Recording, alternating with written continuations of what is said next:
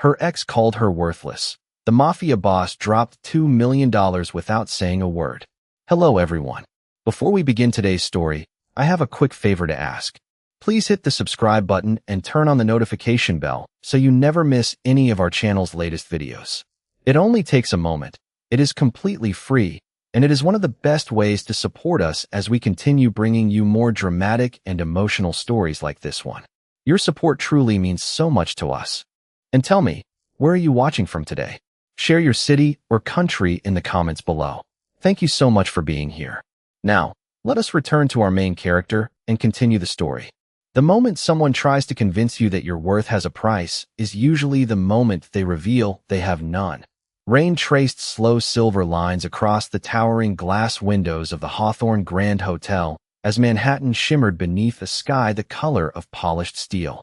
From the private balcony overlooking the ballroom, I watched hundreds of the city's wealthiest people smile at one another with the practiced confidence that only money seemed to teach. Crystal chandeliers scattered warm light across marble floors. A string quartet played softly in the distance. Champagne flowed without interruption. Conversations drifted from investments to politics, from art collections to vacation homes. I had attended events like this for more than a decade, yet every gala felt exactly the same. Different faces, different tuxedos, the same carefully rehearsed performances. My name was Damian Blackwood, and people believed they understood me the moment they heard it. They assumed influence. They assumed danger. They assumed power. They were correct about only one of those things. Power was never something I enjoyed displaying. Real power didn't need applause. It didn't need introductions. It simply entered a room, and everyone else quietly adjusted their behavior. I accepted another glass of sparkling water from a passing server without taking my eyes off the crowd below. Tonight wasn't about charity. It wasn't about the painting scheduled to sell for 7 figures or the hospital wing everyone pretended to care about funding. I was here to finish a business conversation, sign 2 documents, shake a few hands, and disappear before midnight. That had been the plan. Plans have an interesting habit of collapsing the moment the wrong person walks into the right room. I noticed her because she wasn't pretending. While everyone else floated across the ballroom dressed in designer confidence, she moved with quiet purpose, carrying a clipboard instead of a diamond purse. Her navy dress was elegant but simple, the kind someone bought because it was practical rather than fashionable. Blonde hair rested neatly over one shoulder. Soft blue eyes scanned the room, making sure every guest had what they needed before checking another item off her list. She smiled politely whenever someone stopped her, but it wasn't the smile that caught my attention. It was the exhaustion hiding behind it.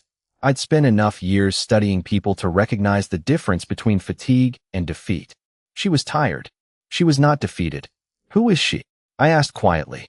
My attorney glanced toward the ballroom before answering. Claire Bennett, event coordinator. She picked up extra work organizing tonight's auction. Clean record. Lives in Brooklyn. Keeps mostly to herself. I nodded once, expecting the conversation to end there. Instead, another voice rose above the music. Loud. Sharp. Intentional. Claire. Nearly every conversation nearby slowed. She stopped walking. So did I? A man wearing a custom charcoal suit approached her with the confident smile of someone who mistook arrogance for charm. Even from 30 feet away, I could see the discomfort settle across her face before he spoke again. I didn't expect to find you working another event. She answered calmly, though I couldn't hear the words. He laughed, not because something was funny, because he wanted everyone around them to listen. More heads turned. More eyes settled on Claire. She folded her hands together, trying to end the conversation with dignity. He wasn't interested in dignity.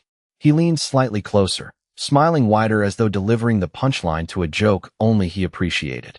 Then I heard the sentence that silenced something inside me. Let's be honest, Claire. You're worthless. The room didn't stop. The music didn't stop. Glasses continued to clink together. But laughter spread through the nearby guests, uncomfortable for some, entertained for others. Claire didn't cry. She didn't argue. She simply lowered her eyes for the briefest second before lifting them again with more strength than anyone in that ballroom deserved to witness. She thanked him softly, turned to leave, and kept walking as though every step cost her more than the last. Everyone else looked away. I didn't. I have spent years watching people lie without ever opening their mouths. It is a skill that comes naturally to those who confuse status with character. They laugh when someone else is embarrassed. They applaud when success belongs to the powerful. They disappear the moment kindness asks for courage. The ballroom continued exactly as it had before, as though nothing meaningful had happened. The quartet never missed a note. Waiters continued serving champagne. Conversations drifted back toward real estate and investment portfolios. Yet I could not hear any of it anymore. My attention remained fixed on Claire Bennett as she quietly collected a stack of event programs from a nearby table. Her hands were steady. That surprised me. Most people would have argued. Some would have cried. Others would have rushed to defend themselves. Claire did none of those things. She simply continued doing her job while carrying a wound that everyone around her had chosen to ignore. That man, I asked without taking my eyes off the ballroom. Who is he? My attorney checked his phone before answering. Ethan Carter, technology consultant. He has attended several charity events over the past year. He and Miss Bennett dated for nearly 3 years. Past tense. Yes. I nodded once. Apparently, he did not take the separation well. The answer did not surprise me. Men who needed an audience rarely accepted rejection with grace. Across the room, Ethan laughed again, now entertaining 2 couples who seemed eager to reward cruelty with attention. Every gesture he made demanded admiration. Every smile looked rehearsed. I had negotiated with senators, billionaires, and international executives. They all shared one habit.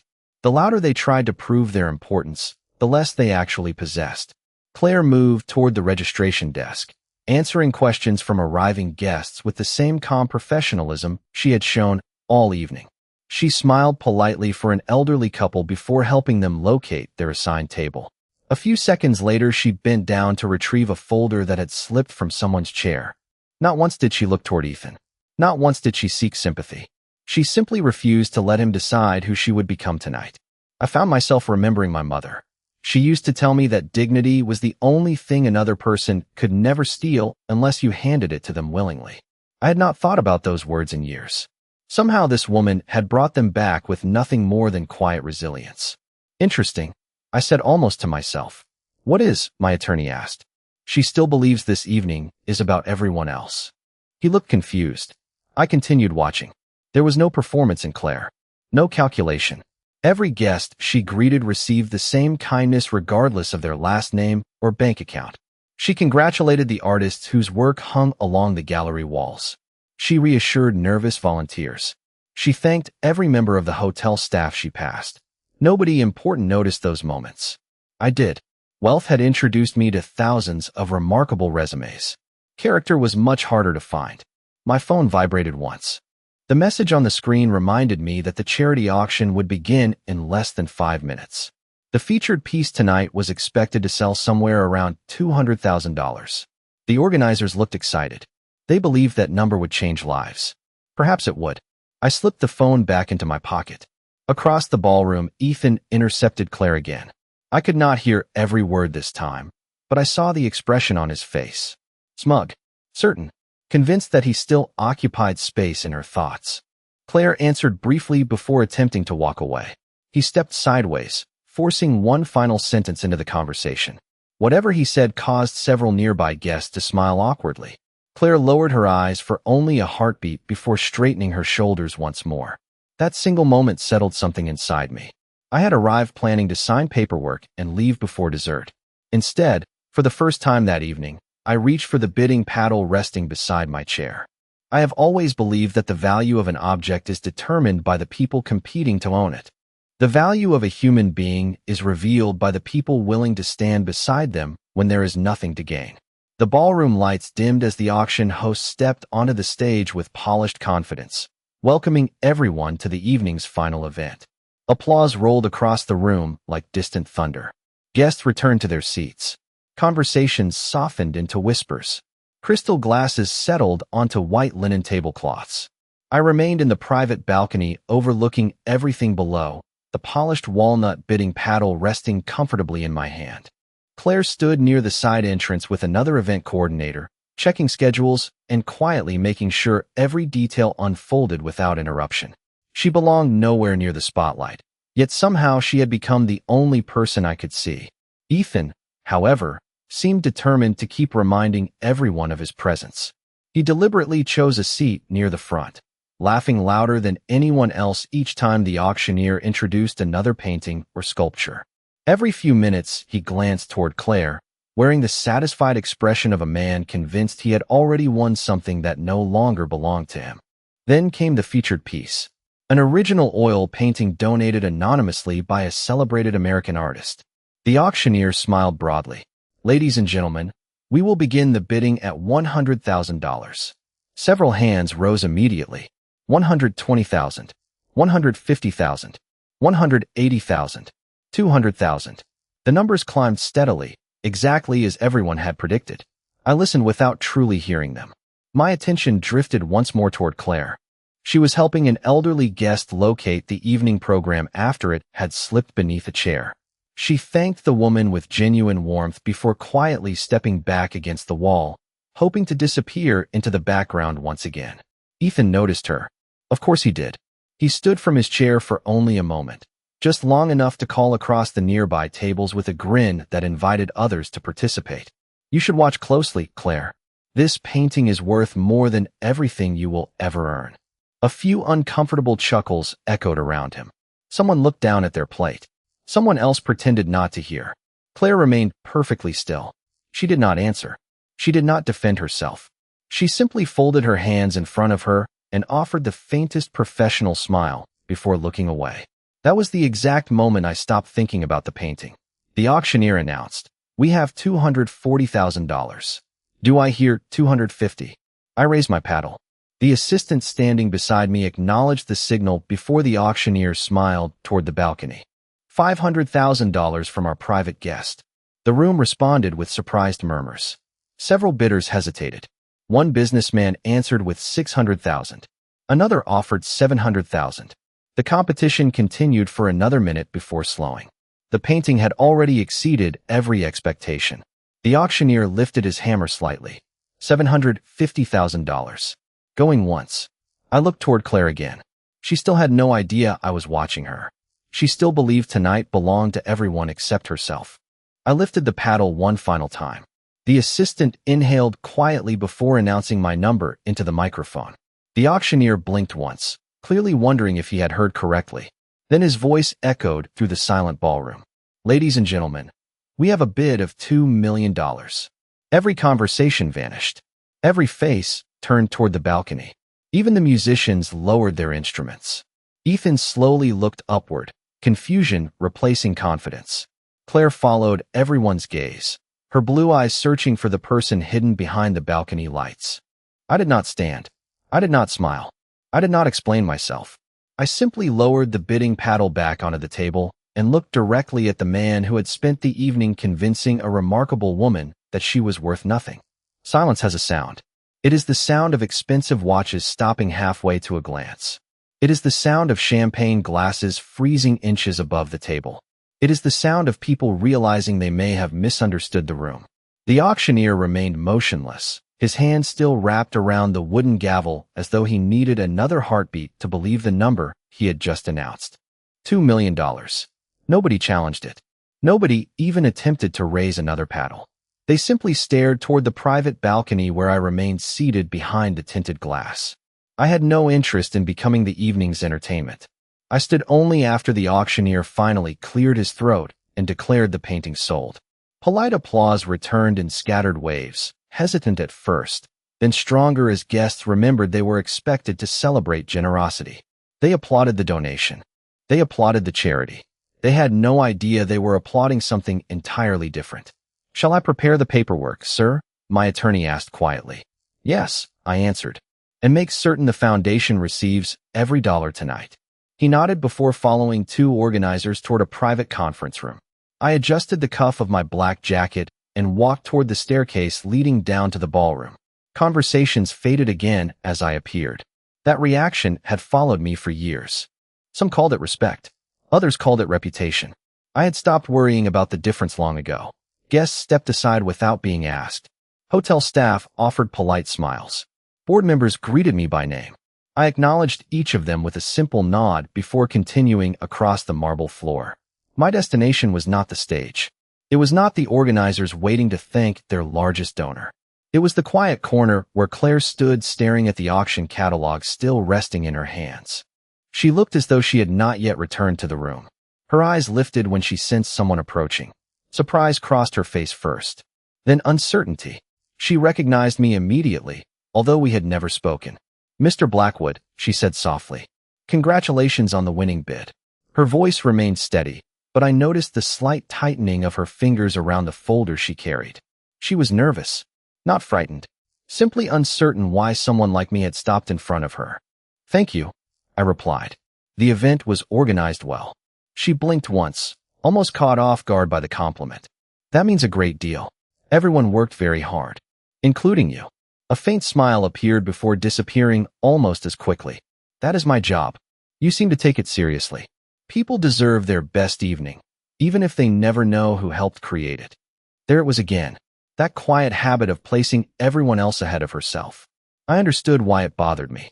I had spent most of my life surrounded by people demanding recognition for doing the bare minimum. Claire expected none at all. Before either of us could continue, Ethan's voice drifted across the ballroom. "Quite an impressive donation, Mr. Blackwood." He approached wearing the same confident smile, although it looked noticeably less comfortable than before. "The city will be talking about it for weeks." I turned toward him without changing my expression. "Perhaps." He extended a hand. "Ethan Carter." I looked briefly at his hand before meeting his eyes instead. After an awkward second, he lowered it. "I work with several investment firms. Perhaps sometime we could discuss opportunities." "I do not discuss opportunities with strangers," I answered calmly. His smile stiffened. "Fair enough." He glanced toward Claire before forcing a light laugh. She always had a way of attracting unexpected attention. Claire immediately lowered her eyes, clearly hoping the conversation would end. I noticed it. So did everyone standing close enough to hear. I shifted my attention back to Ethan. "Interesting." He smiled uncertainly. "What is?" A man usually reveals more about himself by the way he speaks to someone who can offer him nothing than by the way he speaks to someone he hopes will give him everything. His expression faltered for the first time that evening. Claire slowly looked up at me, and in her blue eyes I saw something that had not been there before. It was not gratitude. It was not admiration. It was simple disbelief that someone had finally chosen not to look away. I left the conversation before anyone could mistake my words for an invitation. Some lessons only carried weight when they were allowed to settle in silence. The organizers hurried toward me with grateful smiles, eager to discuss photographs, interviews, and the generous contribution that would dominate tomorrow's headlines. I thanked them politely, signed the final documents, and declined every request for publicity. The painting would remain with the foundation until the new children's center was completed. That had always been my intention. Money should accomplish something useful before it attracted attention. As I stepped into the grand hallway leading toward the hotel entrance, I heard quick footsteps behind me. They were careful but determined, neither rushed nor hesitant. "Mr. Blackwood." I turned. Claire had followed me, still carrying the same event folder against her chest. A few loose strands of blonde hair had escaped from behind her ear during the evening, softened by the warm light spilling through the crystal fixtures above us. She paused several feet away, catching her breath before speaking again. "I hope I am not interrupting you." "You are not."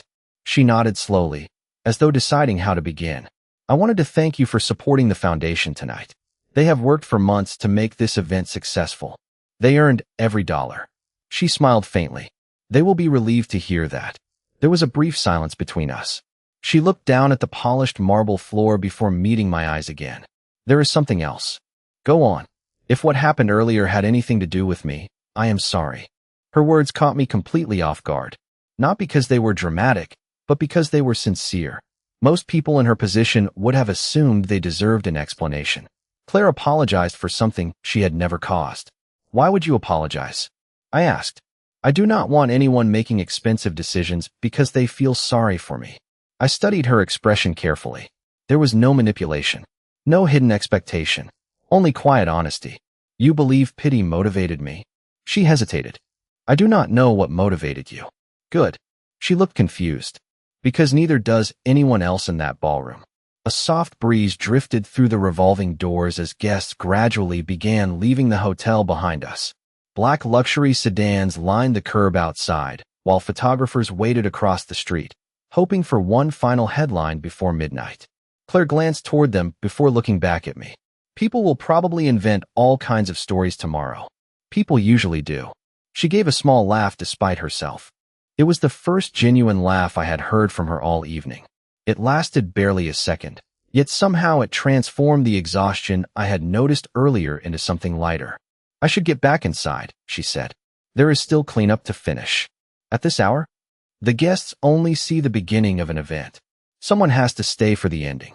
I could not help smiling. It had been years since that happened without calculation. You really believe every job deserves to be finished properly. I believe people remember how you leave them more than how you greet them. My smile grew slightly wider. She had no idea she had just answered a question I had been asking myself for years. She turned to leave, then stopped once more. One more thing, Mr. Blackwood. Yes. Thank you for not embarrassing anyone tonight. I raised an eyebrow. You think that is what I did? You could have humiliated someone in front of the entire room. She looked back toward the ballroom where Ethan remained surrounded by awkward conversations.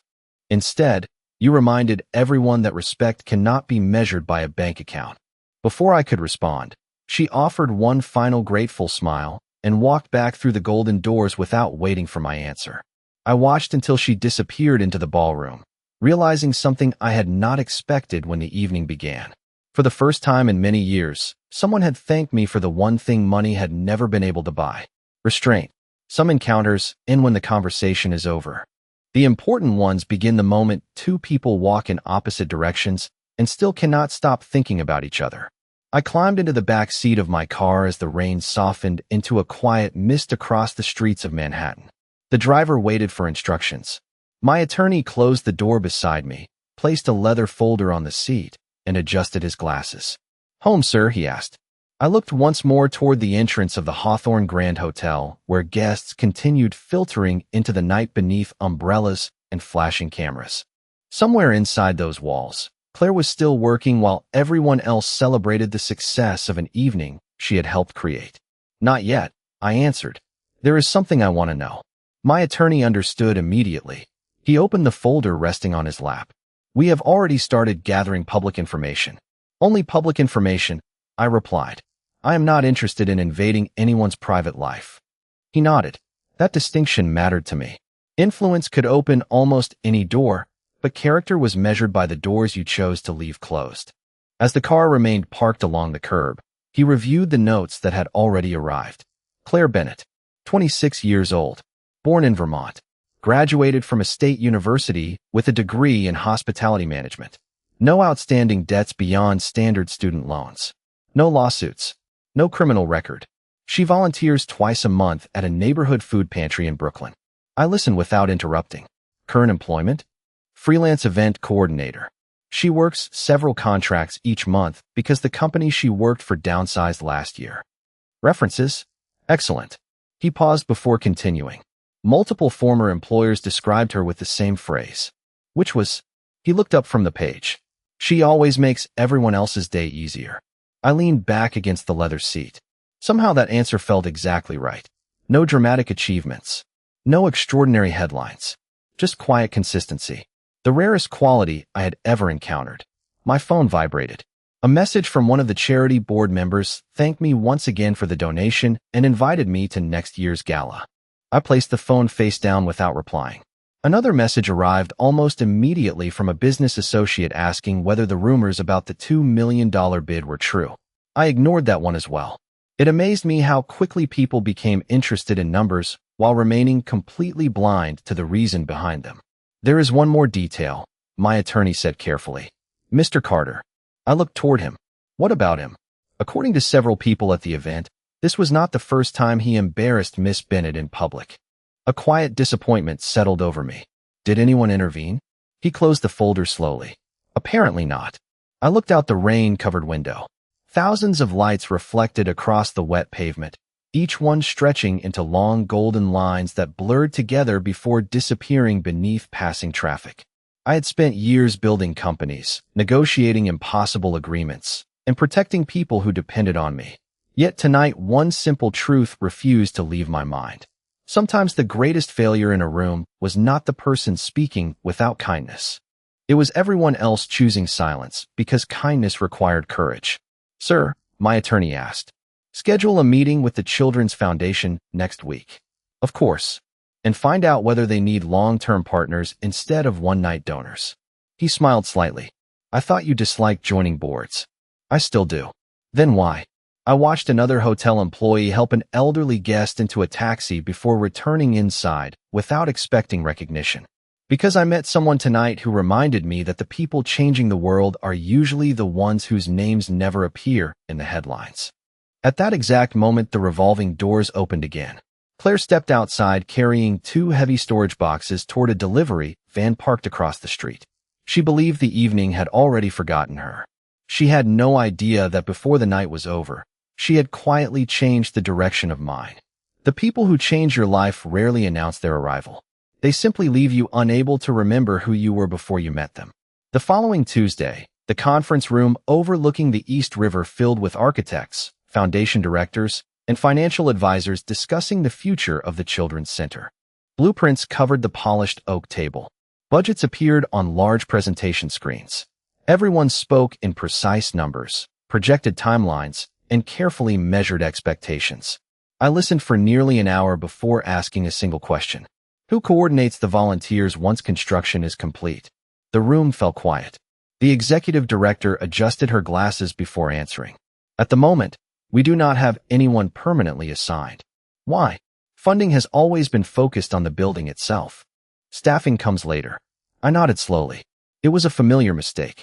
People loved paying for walls because walls could be photographed. Fewer people wanted to invest in the individuals who gave those walls purpose. Prepare a proposal, I said.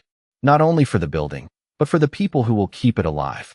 Several board members exchanged surprised looks before writing notes. As the meeting concluded, the executive director remained behind. Mr. Blackwood, she said carefully, there is someone I think you should meet. I smiled slightly. Claire Bennett. Her expression immediately revealed the answer. You already know her? Only enough to know she cares more about the work than the recognition. The director laughed softly. That describes her perfectly. She has been volunteering ideas for months, even though she is not employed by the foundation. Does she know you are recommending her? Absolutely not. That answer pleased me more than it should have. 2 days later, I arrived quietly at the foundation offices without cameras, reporters, or public announcements. The renovated warehouse sat between 2 brick buildings in Brooklyn, modest from the outside, but full of energy within. Volunteers sorted donated books, while local artists painted colorful murals along the hallway walls. Children laughed from a temporary activity room where college students helped them with homework after school. It was not expensive. It was meaningful. I noticed Claire before anyone introduced us. She knelt beside a young boy struggling to assemble a small wooden model airplane. Instead of taking the pieces from his hands, she patiently encouraged him to try again. When he finally connected the last wing correctly, his smile filled the room. Claire celebrated his success as though he had accomplished something extraordinary. She never noticed me standing at the doorway. That told me everything I needed to know. She was completely present wherever she chose to be. The executive director finally approached her. Claire, there is someone I would like you to meet. She stood, brushed a little paint from her sleeve, and turned toward us. Surprise crossed her face the instant she recognized me.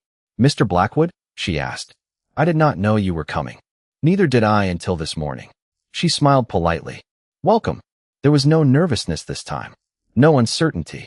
She was in a place where titles carried less weight than kindness, and somehow that made her even more confident. She introduced me to every volunteer by name before mentioning my own.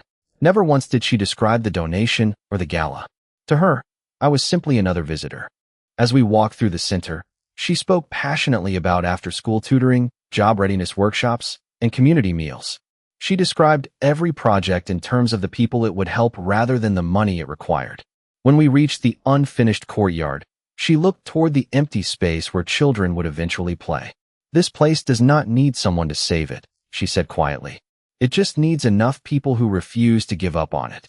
I looked at the afternoon sunlight falling across the cracked concrete and realized she had unknowingly described far more than the building standing between us.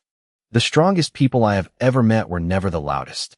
They were the ones who continued showing up long after everyone else had decided the effort was no longer worth it. Over the following weeks, my visits to the foundation became part of a routine that surprised even me. Board members assumed I was reviewing construction progress. Architects believed I wanted updates on budgets. My attorney suspected I had finally developed an interest in philanthropy. None of them understood the real reason. I kept returning because every visit reminded me that there was still a version of this city worth believing in. Claire never treated me differently from anyone else who walked through those doors. She handed me a pair of work gloves when volunteers planted flowers in the courtyard.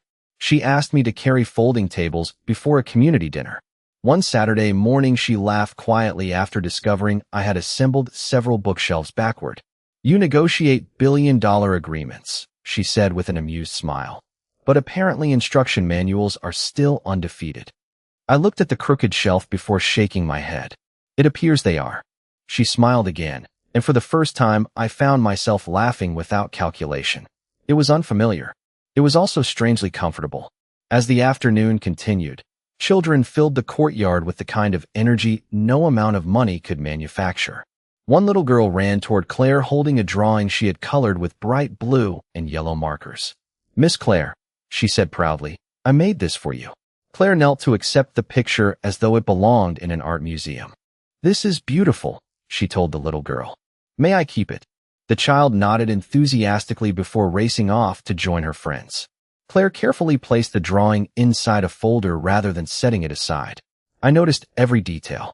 "You save all of them?" I asked. She looked at the colorful paper in her hands. "Of course.